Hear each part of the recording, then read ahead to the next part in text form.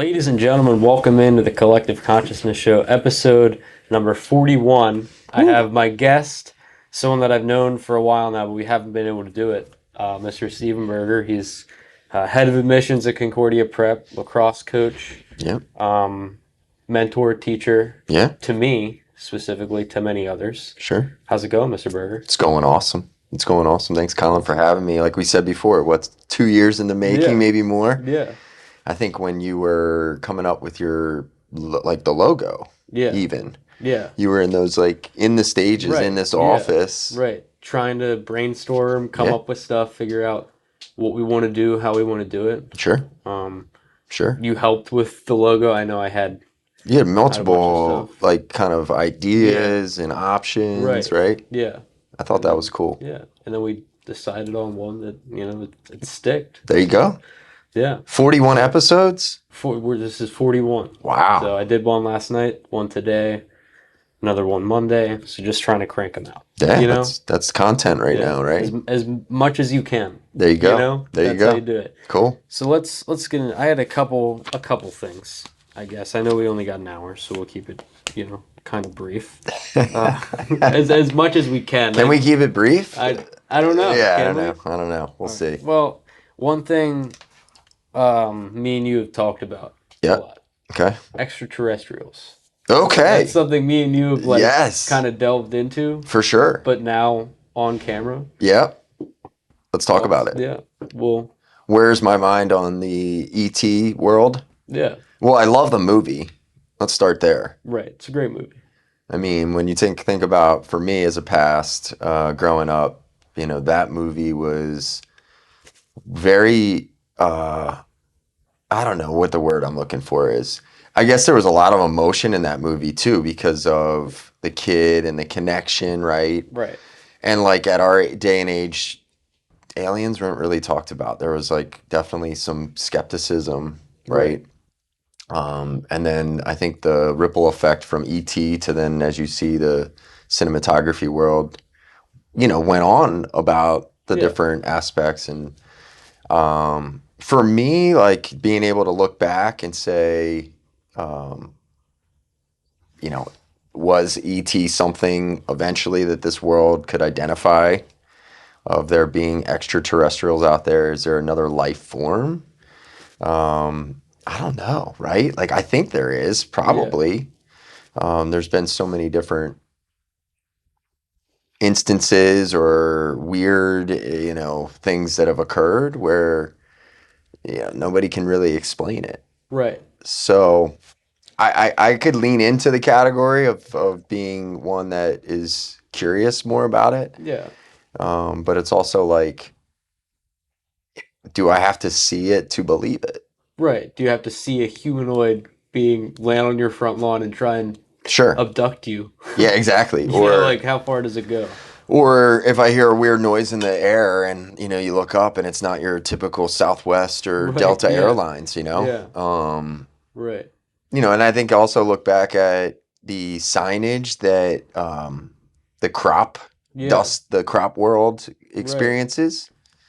Of course, there's maybe people that can go out there and strategically do it, but the nature of when they go and break down of how these things were, bent or conformed to shape this type of thing from the air, like, I don't know, it's kind of crazy.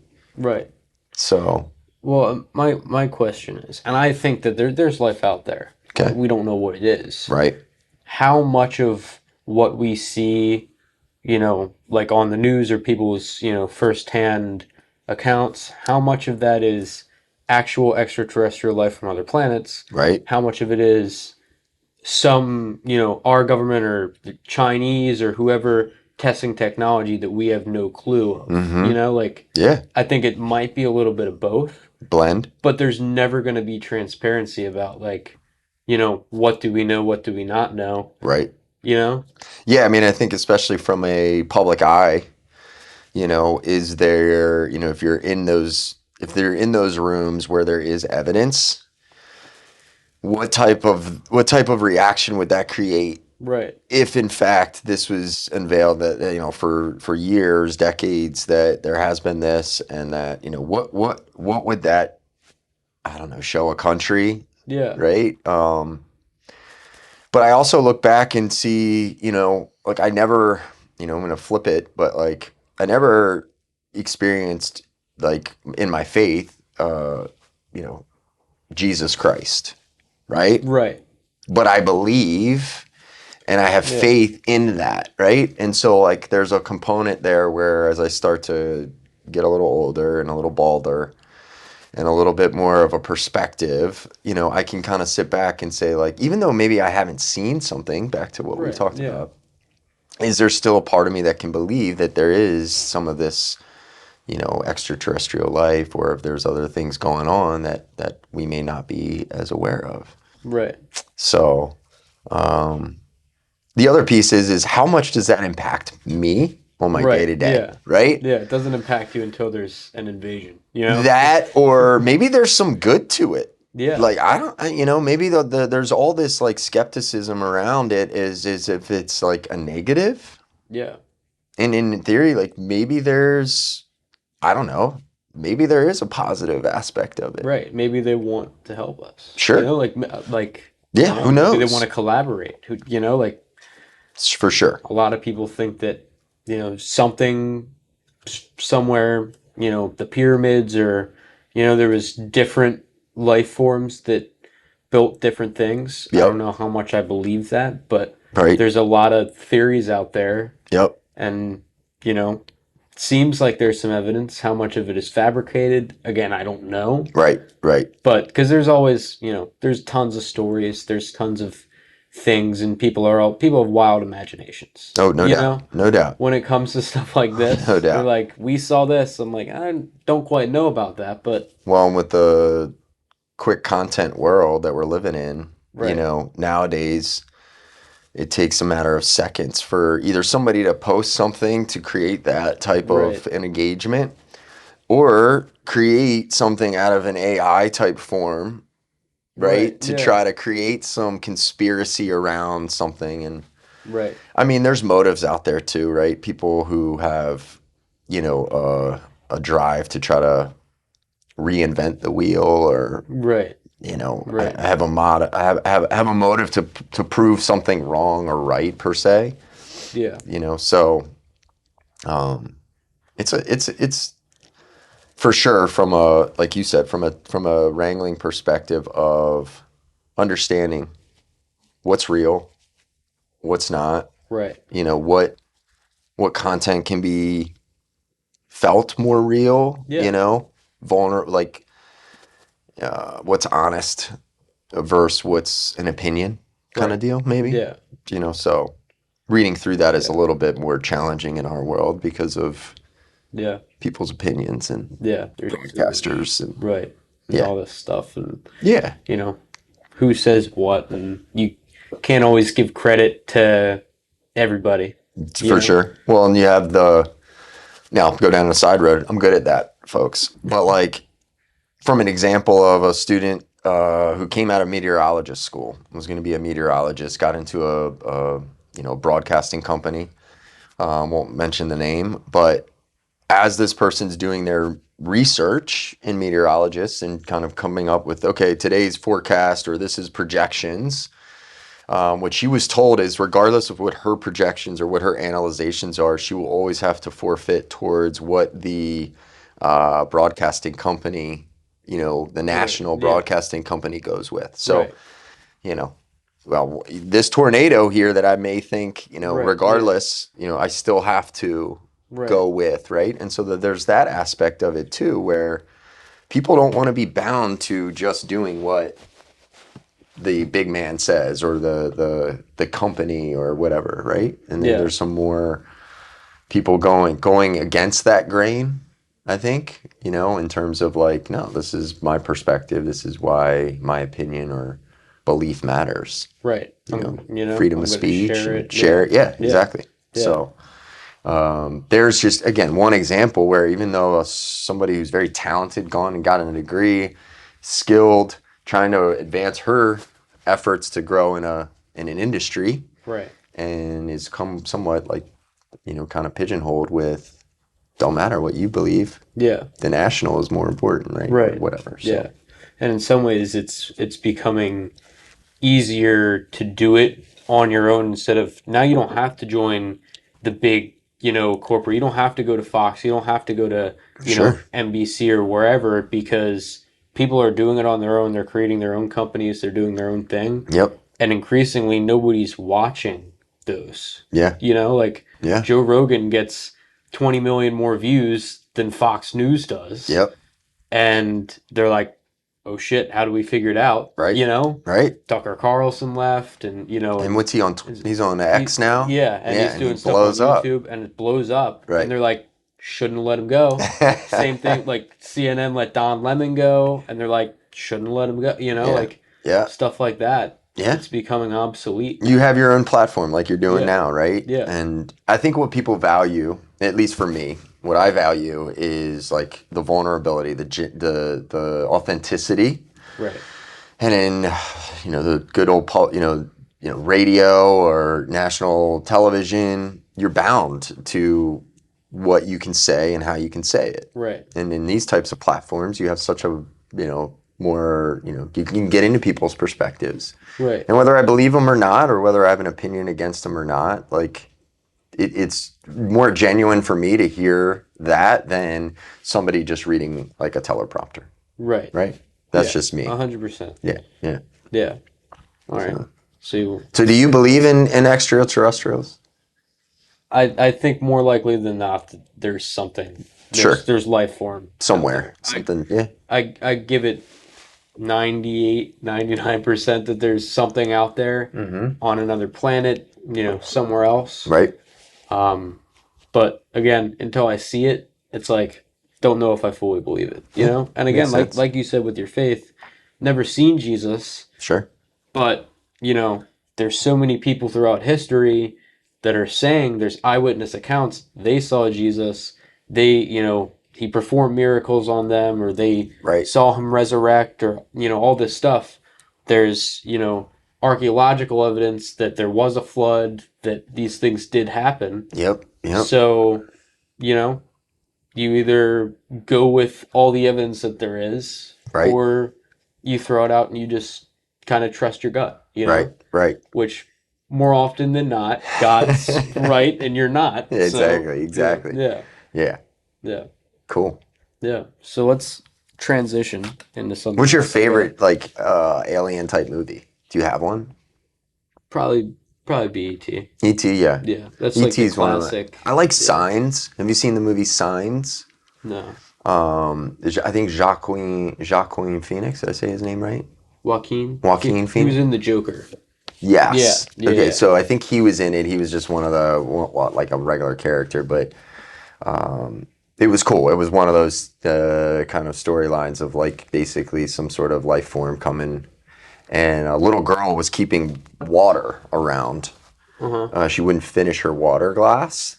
Weird. And in theory, what was shared at the end is the aliens were kind of embarking and trying to take over, that the water would actually defeat the alien and it would keep them away. And so that like they pan up on one of the screens of towards the end of the scenes, and there's all these like water glasses around, and that was helping keep the family safe.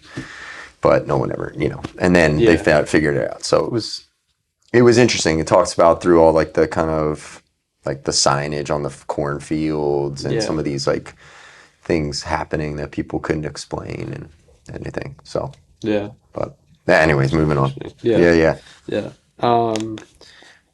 Talking about faith. Okay. How has your faith impacted your journey as a teacher, as a coach, as, a big time administrator of a school that's rapidly growing? How has it impacted that? Well, I mean, I will say I'm blessed to have had like a foundation in my faith, right? I grew up Catholic, so foundationally I was invested in learning about the story, Bible, Christ. Really, what does that mean? What does that come to? And for a bit of time, was just dotting my I's, crossing my T's, just more like checking the boxes in my faith, right? As opposed to like, oh, I went to church on Sunday, or, oh, I might have done something nice today, and that was just more of like a transactional thing, as opposed to over the years, especially as I got older. And I think when I became on my own in my professional lacrosse career, I was traveling a lot, and I was doing so much where I felt this disconnect with just even my own self of like who I was.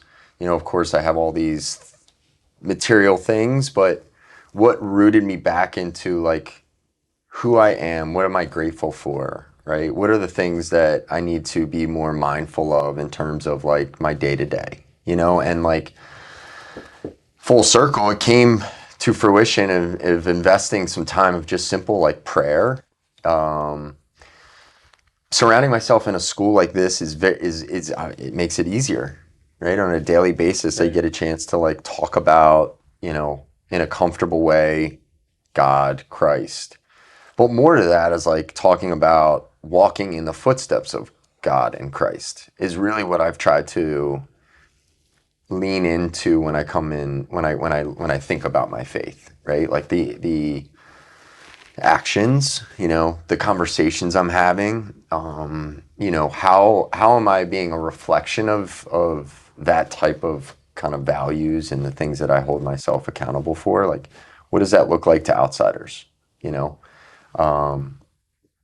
it's a confusing world, right? Like you wake up and you turn on the news and there's really not anything good to be excited about. Right. Or, bog yourself down with things that maybe, oh, I have it hard or difficult. And, the reality is like everyone does. Right.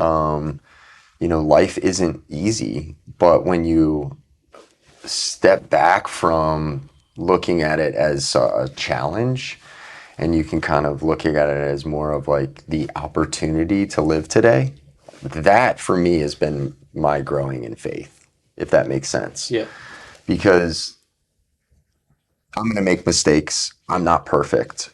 Certainly full of some sin, and the nature of being surrounded by people in a school, sitting across from somebody who kind of has a similar mindset. Like, I think that keeps like a slate to me clean.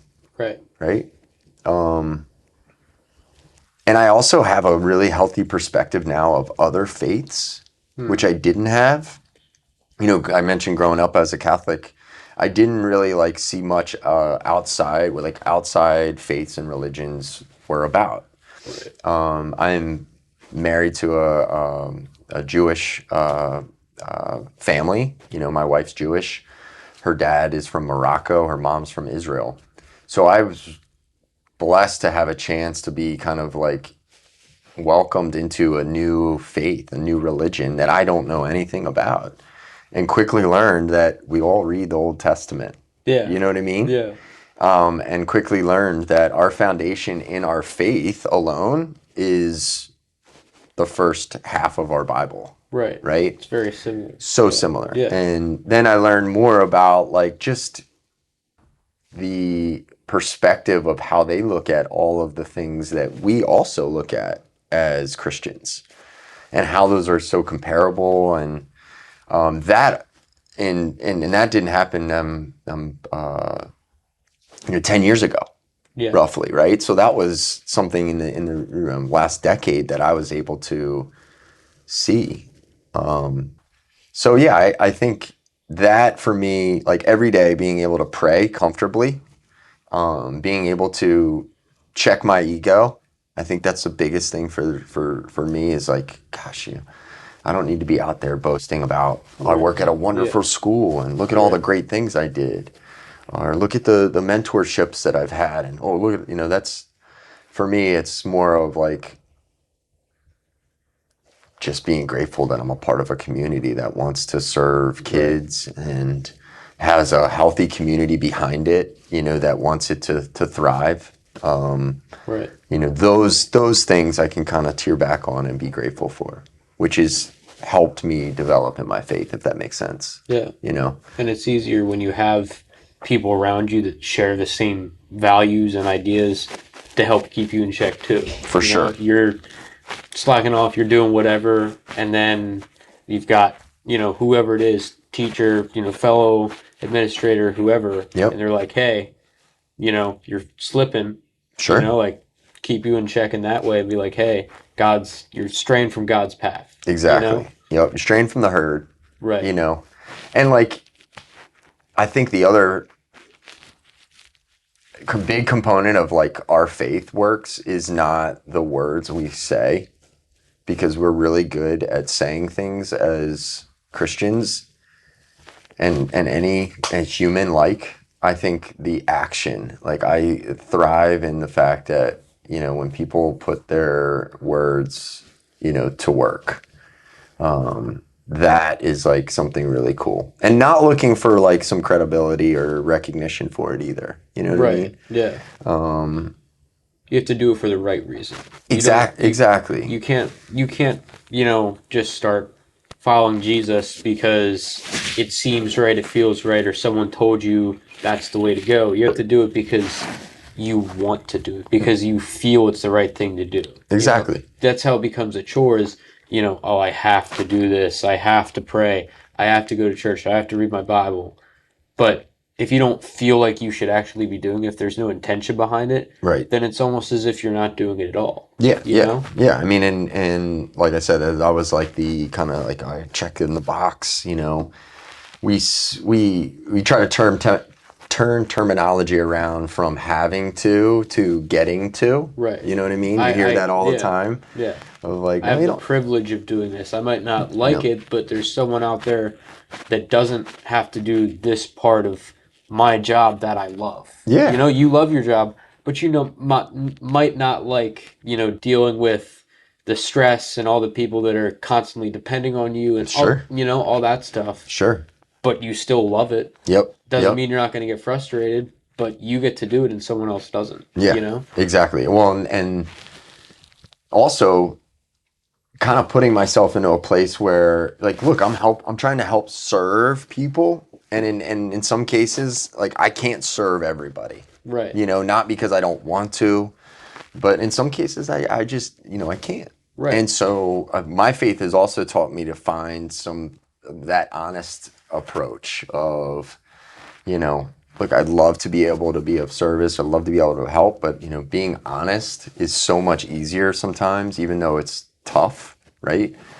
Right. But it makes it such an easier process when things are transparent, right? And I think my faith has taught me, like, sometimes, we're not as transparent as we should be, but that's okay. Yeah. We have ways to go about, mending or fixing, or Right. in some cases, just like you said, just doing the thing that's the right thing to do. Right. For the right reason. Right. Right. Yeah. So, I've been using a term of like checking my motives a lot, because like, do I want to do things where I'm, I have like, there's my motive is to get something out of it, right? And trying to like separate some of those things. Goals are one thing, but like, what are my motives behind those goals, right? And is the intention there, going to serve others positively, Right. So not always easy. No. Yeah. No. How have you seen that mindset change? I remember you first coming in here and you're just teaching an elective class. You're teaching 21st century tech, which I still think was a really important class. Sure. And it's changed, throughout the years as curriculum's changed and whatever. But how has your perspective changed from first coming in, teaching that, and now having a ton more responsibility, talking to every potential student that's going to be here for, middle school through, 12th grade? Yeah.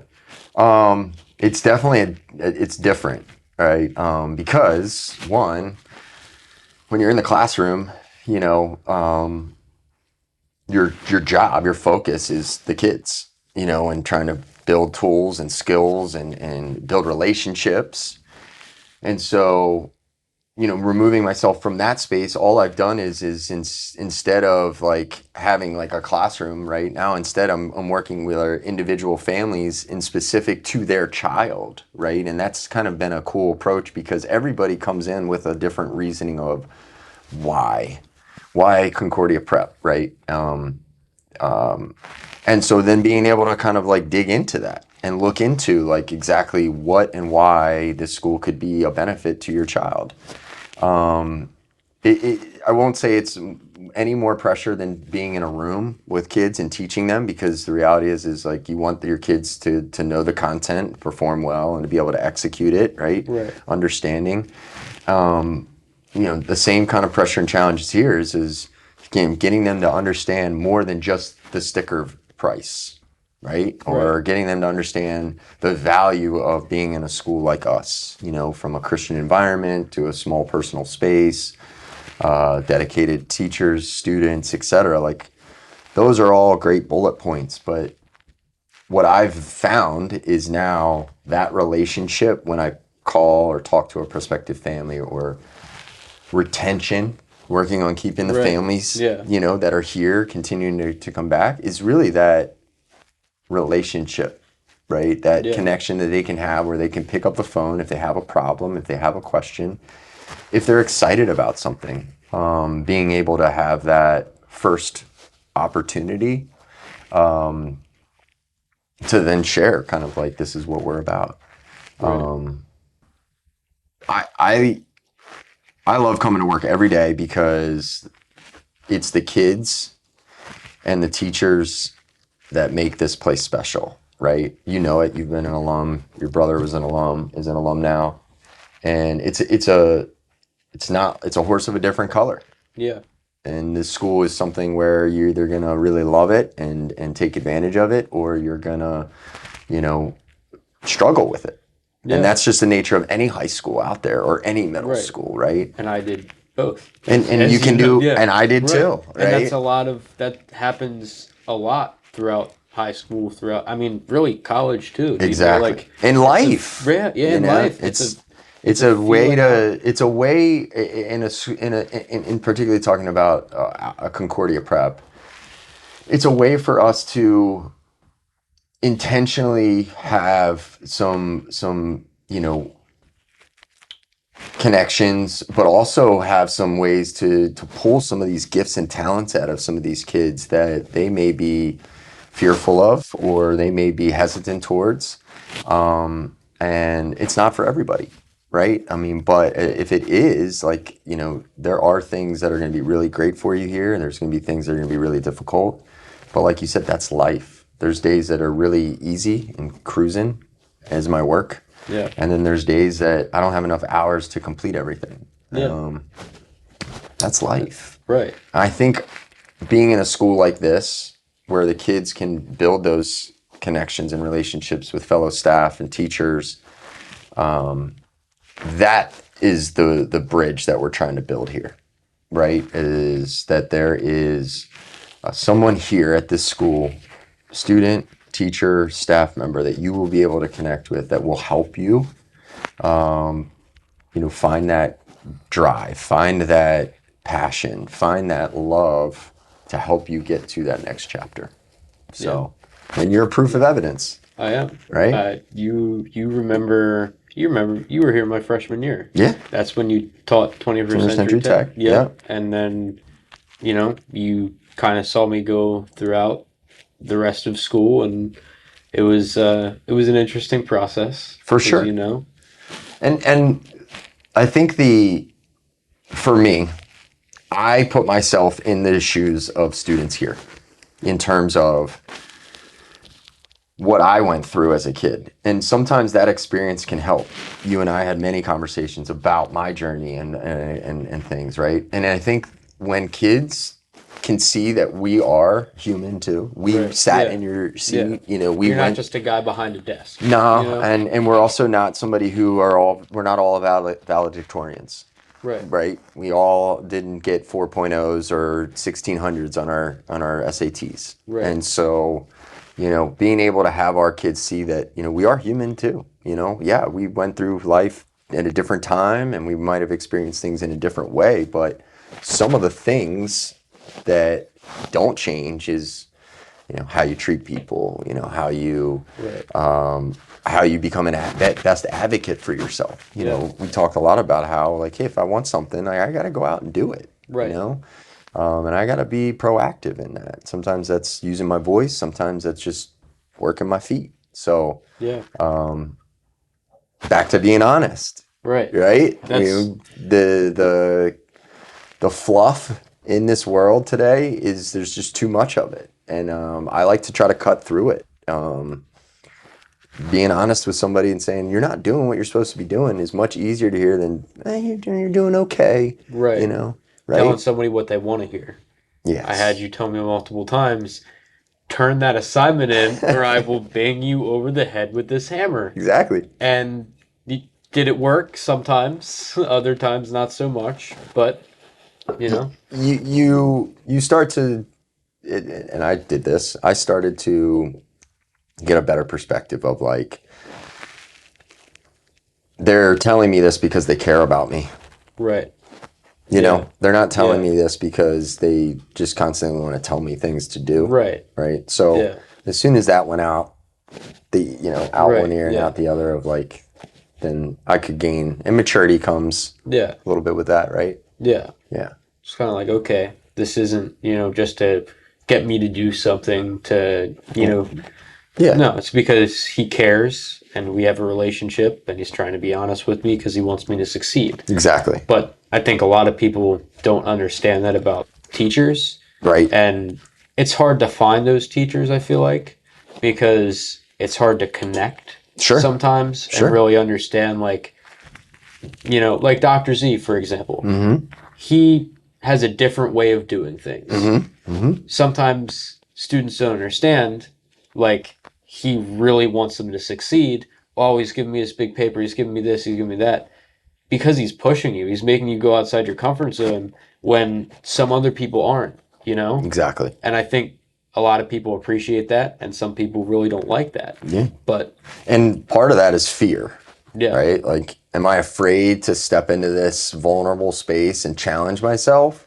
Or is it easier to just, like, walk away? Yeah. And, again, like, the whole mentality of being honest, sometimes it's hard to say, like, I don't know how to do this. Right. Right. It's hard to ask for help. Yeah. Especially when you're young. When you're 17 years old. That ego is pumping. That ego is pumping, and you're like, well, I can either figure it out myself, and it's definitely not going to be as good as it could or should be. Sure. Or I can ask for help.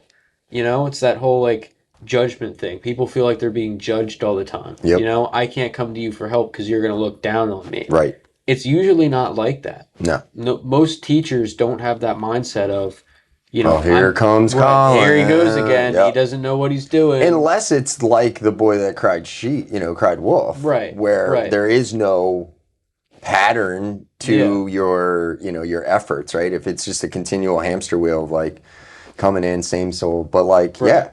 When there is actual, like, vulnerability and, like, some space of saying, like, help, right, please. Yeah. I don't know. It's okay to, even you, it's okay to say, I don't know. Can you help? I don't, I don't know how to do it all the time. Right. I don't know how to word this. I don't know what exactly how to go about this. Right. That's okay. Right. And people of all ages, people that are 45 they're still like, I don't know how to ask for help. Yeah. It's like, I'm learning now at 20 years old how to ask for help, in different situations. Exactly. Yeah. And you might find somebody that's not as willing. Yeah. And, like, that, the glorious thing about, hopefully, like, our fellowship, like our friends, our family, is, like you said, like, the people that matter don't judge, and the people that judge don't matter. Right. Right. So if you can find the people that don't judge, then those are the people that matter in terms of, like, asking for help. Right. Right. Because, like, you're going to get maybe a good, honest answer that will put your butt into gear. Yeah. Or you'll get some direction on things that you needed help with, Right. So, like, Or you'll get an honest answer. It's like, I don't have no idea, but I do know somebody, right? Yeah. You know, so Yeah. yeah, it takes a village. You know that. Yeah. And sometimes that village is surrounded by people that want what's best for you and some that wants what's best for them, Right. you know, That's in why you. you gotta kind of, you know, Divide up the herd. divide up the herd and not be afraid to say, okay, you're clearly not acting in my best, you know, Right. favor or whatever. So Right. that I'm gonna have to let you go. Yeah. Go out into the wild, Yeah. see how it is. But I For don't, sure. For so at sure. some point it's like I don't have time for that. Yeah. You know, Yeah. in business, in relationships, in friendships, all of it, it's like, hey, if you're not treating me with respect, if this isn't a back and forth, then okay, This then right, relationship isn't serving us. right. Yeah. And a lot of people have a hard time with that because there's a lot of people pleasers. There's a lot of I don't want to let this person down. Well, they've been letting you down. Yep. So it's Yeah. it's a hard balance. For sure. Finding a good support system For that's sure. consistent, Yep. that's there for you, not when it's convenient, but when you need it. Yep. There's Yep. never a good time for a problem to happen. There's never a good time for an inconvenience to come up. For sure. But the consistency of having a routine, having people there that are there to support you, all the time, Yep. that's what gets you where you want to be. No doubt. Yeah, no doubt. I love that. Yeah. Yeah. Yeah. That's Well said. Yeah, I think We're on in that same agreement about page. that. For Yeah. sure. Yeah. For sure. So you mentioned kind of telling people, trying to kind of sell them like why Concordia is, better than Calvert Hall or better than John Carroll or better than Loch Raven across the street. Yeah. Like kind of letting people from all different, cultures and ideas and, there are people here that aren't even religious. For sure. But they come here because it's a community Yep. and it's a supportive, system. Yep. And there are good people here. Yep.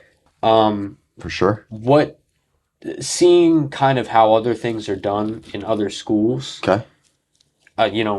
Across the country, just in general, I'm sure you've talked to other administrators from other places. Mm-hmm. What are some issues that you see that you would change if you could? Not here specifically, but, just kind of across the board. Wow. Well, I think one of the big things that if I were in a space where I could make some change, I think one of the efforts would be, I guess, looking at.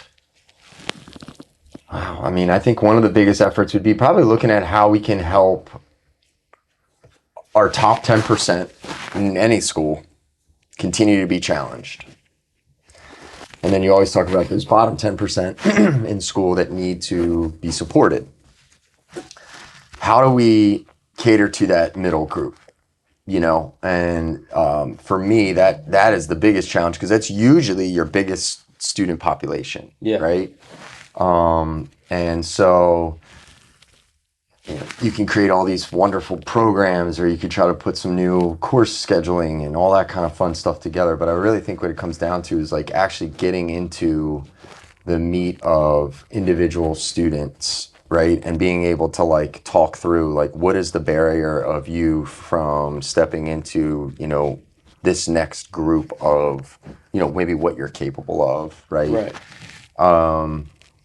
I think there's a lot of like just space of where kids are just kind of like leaves, and they're just getting pushed or pulled towards different areas based on maybe not their comfortability in who they are, maybe persuasion of outside influences, and trying to get them away from all those distractions. My biggest change would probably have to be in the technology world with schools, trying to find that healthy balance where cell phones aren't a thing anymore in school. Yeah. Trying to find a balance where the devices being used are used to a certain limitation. Right. But they're used for the right things. yeah, and I don't want to take away, like, there are times where, I'm a kid and I remember in school where I had 15, 20 minutes. And a lot of that, because I didn't have technology around, meant I was socializing, or I was doing something maybe active outside. That was my personality. I knew other friends that grab a book, read comics, play cards, right? Like, so Right. I see a lack in social interaction. And I think that's just one of the things, if I were to look across the country and talking to other administrators, is that barrier of the fear of removing the cell phone. Whether it's parents wanting to kick and scream because I can't get in touch with Johnny. And, Yeah. well, and 20 years ago when kids didn't have phones, You didn't communicate with your parents, right? like, You and knew your kid was where, yeah. and so there's going to be some challenges there in combating that. But I think when you deal with issues in school, Yeah. a lot of them deal with technology in terms of like the personal devices, the cell phones. Right. Sadly, a lot of the bullying, a lot of the things that Yeah. go on are done through technology, done because Right. kids, easier to hide, easier to Right. troll, all Right. that stuff, Yeah, right? it's easier to do it online, even within the community of the school. When you're at home and you have access to anything and everything, Yeah, people just go and they do whatever they please, yeah. and it causes big problems. And sadly, some don't know the repercussions, right? They No. don't know like what the implications are of doing X, Y, or Z, Right. whether it's on a phone, whether it's actually physically in person or whatever. So some of that is our educational aspects, right? And how we try to inform and educate and keep our kids up to date about like, the value of technology, Yeah. how it can be used on a positive side of things. Right. Because there are really good, valuable tools to it. Yeah. There are really great ways that if you're trying to, again, be a recruitable athlete, there's fantastic ways to promote yourself and put yourself out there. Even if you're looking for a job, right? Yeah. I mean, nowadays, like the tech world is out there. Any kind of website you want to look for a job, or like you said, you want to be an entrepreneur, maybe you can just build your own website and build your own social media platform. Yeah. Like it's at your fingertips. So Right. that would be, going back to your question, that would be my, I guess, quote unquote, like the challenge slash, kind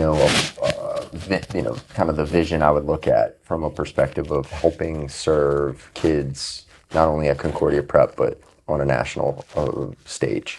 Yeah. Yeah. No, I agree. That's probably one of the bigger ones that I've seen growing up in. Like, what do you think if you showed up to school late, you had to turn your phone in? Yeah. Would that create any incentive to a kid who comes constantly late to school? Missing first period, it's whatever, Yeah. that class, or Right. again, maybe it's an important class, but I just, my perspective of, is it that important? But if I'm losing something that is really important Right. to me, Yeah. will I make a change? Right. Like, I don't know. Like for me, it would have been, all right, well, if you have this many missing assignments, then during the day at school, you can't have your phone until this many of them get turned in, Sure. or your grade comes up to that. Like, if you're failing class, no phone during the day. Sure. Stuff like that, which Sure. would be helpful for probably, the majority Yeah. of kids, because that's probably the class that they're using their phone in the most, because, like math. I hated math. Right. If I could get away with using my phone in math to get away from the subject, I was doing it. Sure. Sure. So that would probably help a ton of kids. Yeah. And then I think the aspect of that change, my approach to that is to create more social interaction. Yeah. Would be really, because it pains me to go into our cafeteria during the day. And our phone policy, you can't have it inside the buildings. But it doesn't mean that you can't still have your computer. It doesn't mean you still Right. can't have an iPad. Right. And so to see a group of kids sitting at a table with, 2 or 3 devices out, and maybe they're doing work, that's awesome. But in Right. most cases, They're not. They're not. No, they're not. If they have an iPad, they can do the same thing that they can on their phone. You got know? it. You got it. Yeah. So, my goal there is not to like restrict kids from doing the work they need, but more of like create some social engagement, create some connection opportunities. Right.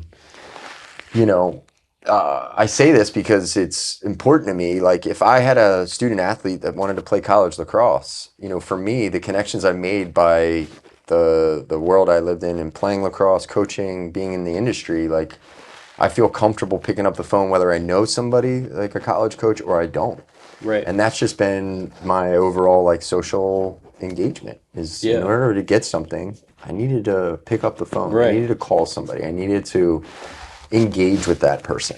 And so And that's not really done now. no, Now it's just a lot of it's done, through Right. email, through Right. text messaging. it's hard to get a feel for, is this place the right, is this the coach that I connect with, or is this the player that I want on my team? Right. Because you can say whatever you want, in words through a text, 100%. but having a conversation with someone and being able to hear their voice or see their face is that's something you can't replace. It's generally why I require, and I say it in a soft tone, but like I require that a family at least visit our school in person at least once prior to making the decision to fulfill the application or to go through the whole process.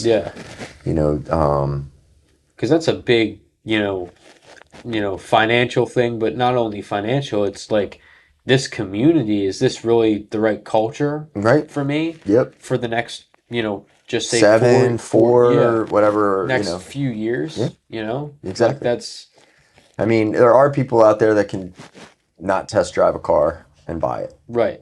But, when you're probably a good talking idea. investing in, your child's education, your child's future, not just their academics, but their, emotional, social, everything, right? Like, I would want to see what kind of me too. environment they're going to be in 176 days. What type of people are they going to be surrounded by? Right? What are the how do they talk? What do they look like? What kind of are they reading off a teleprompter? Or is it coming from the heart? Right? Does it sound like it's scripted, or is it genuine and specific to your child? Right. And that's where like I try to talk about those visits is when I actually can sit there and talk to the kid and say, what is it that you're looking for? Because you, Colin, you're looking for something that's similar but probably different from your siblings. Yeah. You have similar values, come from similar backgrounds, but at the same time, you have something that you are looking for that's different than your I'm sibling. driven by different things. I have different, Goals, ideas, aspirations. Right. You don't like math, where your brother might. Right. And so like, being able to kind of dig into those things more and saying, hey, well, look, this is what we can do to help you feel more comfortable in math, or these are the teachers that we have in our department that are savvy, are willing to work with, and just try to overcome some of those barriers, try to overcome some of those, or not even overcome, but just be authentic and sharing, this is who we are, this is what we do. And we're not for everybody. No. So. No. Yeah. And a lot of, I thought of this, a lot of job interviews now are being done where they're not in person. They're just, they're... Especially that first round. Yeah. Especially that first round, right? You're on the phone. You might be in a virtual setting, where you're through a computer screen, just to get through to that second interview. Right, yeah. But you don't see the people, you don't see the environment, you don't get to actually meet the person that's interviewing you. Sure. That's really tough, because how do you know if this is the thing for you if you don't get to actually see the thing? Right. It's like buying clothing online. You didn't get to try the pair of pants, see if it fits you, see if it how it feels and everything. Sure. You just bought it, and you can. It looks Yeah, good. right. Yeah. Yeah, you're like, okay, that you can return, but once you have a job, it's hard to just say, "Oh, I'm done." Yeah. Because you Yeah. can't. That's a really important. It's not a pair of pants. Exactly. It's not one size fits all. It's some people are fit to be in this environment, and some people aren't. Yeah. You know. Spot on. Yeah. Yeah. Yeah. And for me, going back to the technology thing, it's interesting for me to see it because now kids in elementary school, everything's digital. Right. I still grew up in that generation where the first half of my schooling in elementary school, before middle school and Right. everything, it was still, pencil and Paper. paper and Right. no technology and anything. But now, these kids, you know, these 10-year-old kids are learning how to do everything on a computer Right. or on an iPad. Right. And they don't have that skill of actually having to write things down Spot on. and actually having to, Or just answer questions right, like in person. right, have like talking with the teacher. Yep. Instead, you just send the teacher an email or, something, Right. and you don't get a feel for how the student's doing or what the teacher's actually trying to say to you, Yep. Yep. So Yep. it's interesting for me to see how it's changed Sure. because I still remember having to actually write things down. Like, can you write in cursive? Yeah, I can write it. Yeah, they had to teach me that. Sure. Yeah. And I think if you were to interview and ask, some elementary school kids, in some cases, they don't. No, It's not being taught. not being taught. So, like, how do you, I ask, like, how do you sign your name when you need to write a check one day? Yeah. Right? Like, are you going to just script it? Right, yeah. I mean, I know a lot of people just do their big S and big, Right, they big have B a and scribble. signature. Yeah, but at least I know a cursive S. And, right, yeah, a proper it's important to be able to read historical documents. Sure. How are you going to do that? Sure. How are you going to understand what this country is built on? Sure. If, you could read something online, but anyone can say anything about the Constitution or the Bill of Rights or Yep. any A lot of opinions, right? Right. There's a lot of opinions out there. So if you're not able to actually, like if you want to go to a museum and read these things, Yep. Like that's number one, it's important. Number two, it's just cool. Right. It's cool to be able to see what the founding fathers put when they put pen to paper. Right. Like that's an interesting thing. Yeah. I mean, we took our kids to 3 field trips this year, Gettysburg, Mount Vernon, and Annapolis. And I mean, just being able to get them out, right? Yeah. Not have to learn about it in a book or Right. look through it on a screen is eye-opening for many of them, right? So it's a blessing and a curse. The reality of our technology. It is. Yeah. It's something that I panic over. I don't know where my phone is, and days that I say I don't even want to have my phone near me. Right. And that world we live in is I don't think if anything it's not going away, but there is some space where as our leaders of our schools, of our country, even our young generation who may be sitting back going, this is taking away from some of the personalness in our world, right? So, but yeah, I could go on days about technology. Oh, yeah. Well, is the 21st century tech guy. That's it. Yeah, I'm sure. Well, and a lot of those tools that we learned, were things that I wish I would have learned, earlier on, from simple things of, you're writing an email, we talk. Right. But is there a right way to write an email? How do you address it? Like, what is it? And we're just trying to get those life skills built in, Yeah. You look at my computer, I'm in a Excel or Google Sheets spreadsheet. All the time. Nonstop. That's, It's the world I live in. And so if I can't utilize that to to the function that it can, then what am I doing? And so the goal is to hopefully give some kids these tools, these ways. And then we also talked about just topics, right? About where our world is going and what does this look like? And is this Is this good? Is this bad? And try to deal a little scared straight with the texting and driving, but like that's real. So I miss the classroom, but the benefit of not being in the classroom has allowed me to grow connections and relationships with the 400 plus kids. Right.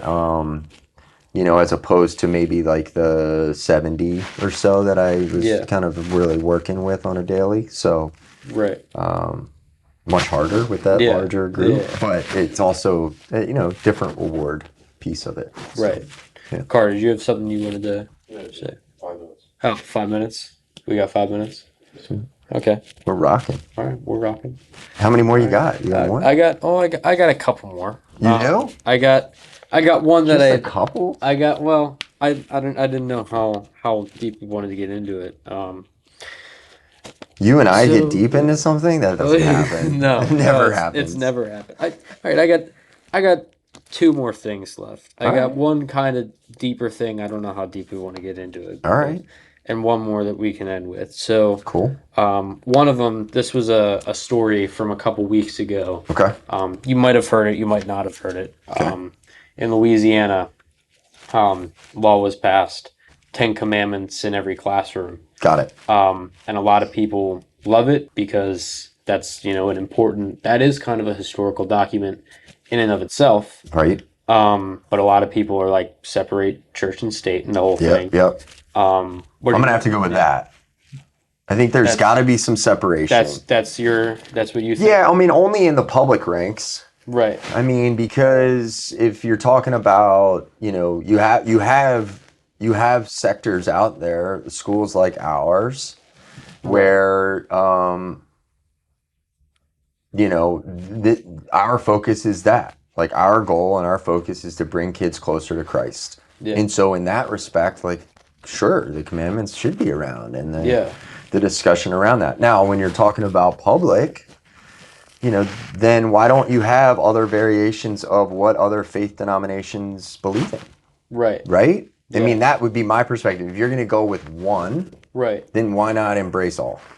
Because you are a public school. You are serving the public. Right. And the public is a representative of a melting pot of all these faiths and denominations and beliefs and backgrounds.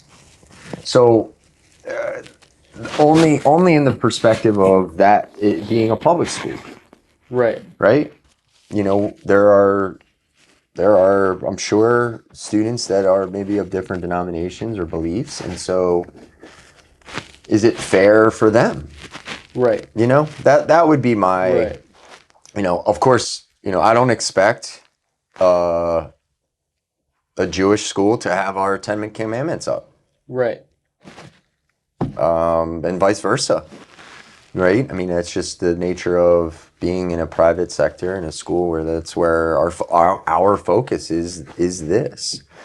Public perspective, they don't have any faith perspective, in my opinion. Right. They're a public, right? So that's where I would lean into on that. Right. I want to get your perspective as, someone who teaches in a Christian school, but you're not fully involved and think that everyone should be forced on. No. And I think one of the things we've done as a school, which is after your time, you experienced kind of the grouping of our religion content, right? Where we were we kind of put 9th and 10th together, and we put 11th and 12th. And right. We might have dove into some topics, but now we've kind of created this elective approach where kids can actually dive into some specific topics around religion. And I think that's good. I think it's important. It gives kids a perspective. Talk about science and religion, right? It talks about other world religions, and that's the platform that a school like us can take. And I think that's where maybe a public school, if they want to introduce, if they feel that the state feels that this is an important, piece of article of our history, article of a faith, or whatever it is, if they feel like that's important, great. But why aren't others then important too? Right? Because, if you're a public nature, then you should be serving the public. And the public can consist of more than just one faith base. Yeah. That's where I would go. Yeah. I think it's really good for schools to teach kind of everything and kind of incorporate a lot of different things.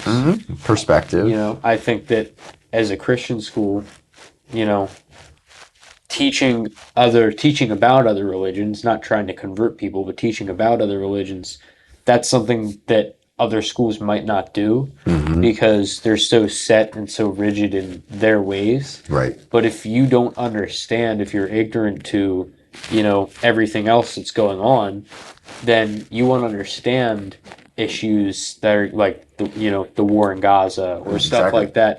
You won't understand that, and you'll become, you know, kind of ignorant to the fact that there are other people and there are other belief systems. And if you go overseas, people are going to believe different things than you are.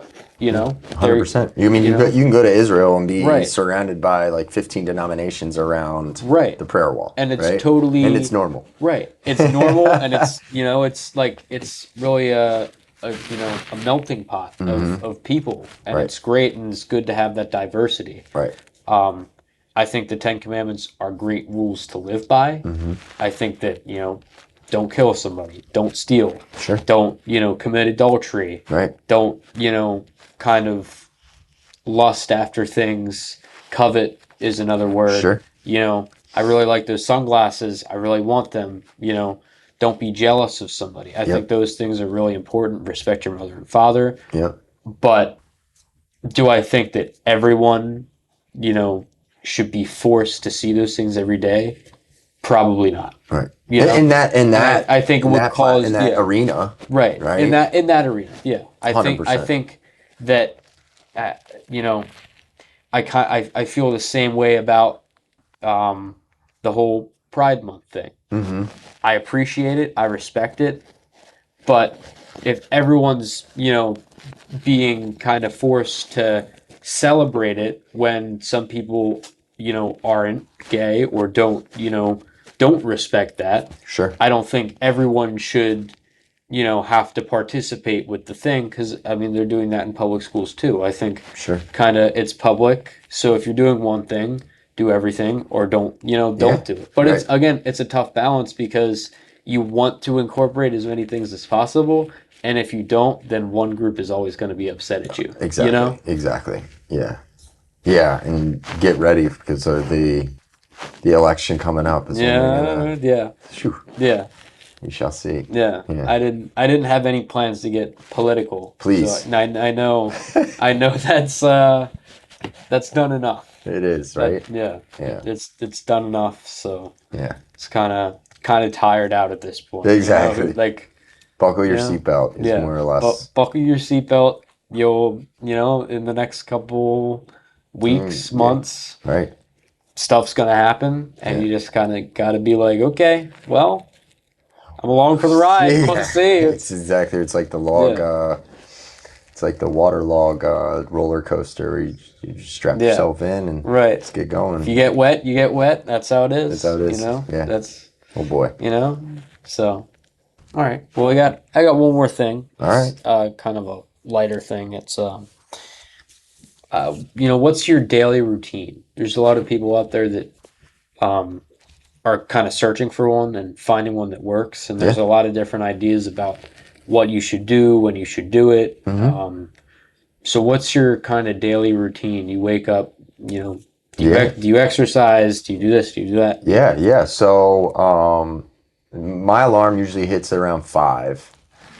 I usually try to get some prayers in before my feet hit the ground. You know, I like the word, you can't be spiritual without ritual, right? You get it? Yeah. Right? So I try to get just a couple prayers in, simple, and then I get my butt moving. I usually try to work out, get my pup usually gets a nice long walk, so that's either like a pre-workout or like the post-workout, you know. The workout could be just simple, like body weight type stuff. It could be going to a class, doing yoga, you know, just something to get my heart rate up. Right. You know, during the school year, I'm generally walking in these doors around 7. So, you can kind of get a glimpse between that 5. I'm usually getting here, 6:50 or so. And then the day is off and running, as you know, as a school. Right. So anything that I do prior to either getting here, like in the summer, I'm generally here around 7:30, something like that. But like those 2 hours in the morning are kind of just like my time per se, where I've got to connect with God, I've got to break a sweat, and then I've got to make sure I just got my like things together in terms Yeah. of usually every night I try to write like a to-do list. This is basically like everything that I didn't get to do that day. I would kind of either rewrite, repurpose it. So then I have that kind of in my mind, and then when I get to wherever I'm going, or as I get into my office, I can kind of like look over and get that as all right, this is what I know I need to accomplish today. Maybe these are things that like, if I don't get to them, oh well. But Right. yeah, that's kind of generally like my morning routine, my rituals in terms of, doing some stuff that get me grounded. Yeah. I also enjoy like in terms of like in the summer, right? We're a little bit more flexible, I have some time. So I've gotten some vacation in. I've gotten some training, professional development, Right. which has been great. And then I've also gotten some chances to like do some things around the house that I've neglected, right? Yeah. So Yeah. just trying to like balance things, but workout, definitely got to break a sweat, definitely got to connect with God. And then I got to just make sure I've got some things kind of in order for that morning to be off on a good course. Right. Yeah. That's good. Yeah, not bad. Right. I'm not an afternoon workout guy. I can get 2 workouts in, Yeah. generally when I'm in the flow of a school year. The lacrosse team likes to do some workouts, so I can kind of get a double workout in. But Right. I'm getting older now, so I don't want to get too much. All that rust on there is good sometimes. Yeah. Yeah. But It's good. It's like gray hairs. It shows some maturity, age, some wisdom. Yeah, some wisdom. That's what it is. What about the no hair? Is that Then that I mean, does that show anything? I don't know. Okay. I don't know. It shows something. Yeah, I stress. don't know. Shows your scalp. Don't know what That's else it true. shows, but That is true. Yeah, that is true. yeah, yeah. So I'm the same way. Get up. I try and go to the gym in the morning. Nice. Because I'll be at work and sometimes I won't get home until 10. Sure. So I can't go at night. Yep. And if I work at 3, I don't want to be going to the gym at 1. You're at the gym for an hour, you're all tired, and then you got to go into work. Yeah, yeah. So, try and go in the morning. Nice. Definitely pray. Nice. Wake up, pray, stretch. Most days I've gotten away from it, but for a year straight, I did cold showers every morning. Okay. I'd wake up 2-3 minutes, Yeah. cold shower, just kind of get me going. Yeah. Yeah, that's a new like phenomenon, Yeah. which is Yeah. something like, end your showers in a cold fashion, or I have some buddies that take the cold ice baths. I love it. I love it. So it's good. It's, Yeah.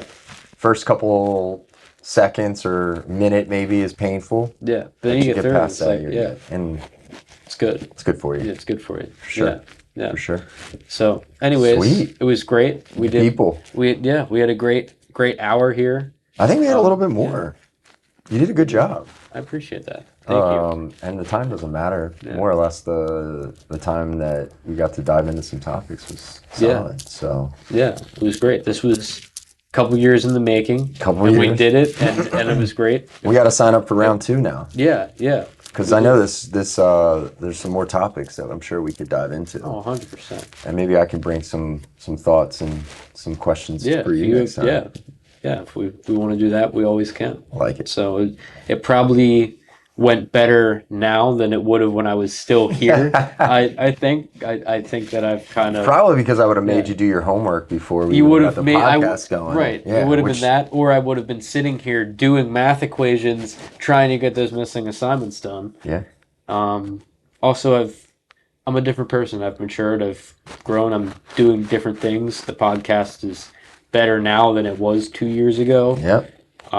Not as many wires, not as many. Right. I've worked out the kinks. Nice. So we've got some great stuff, and I'm glad you could be a part of it. So Likewise. thank you. Thanks for hosting. Thank you. You got it. Guys, this has been episode number 41 with Mr. Stephen Berger, the Collective Consciousness Show. Please do like, comment, and subscribe. I will catch you guys on the next episode.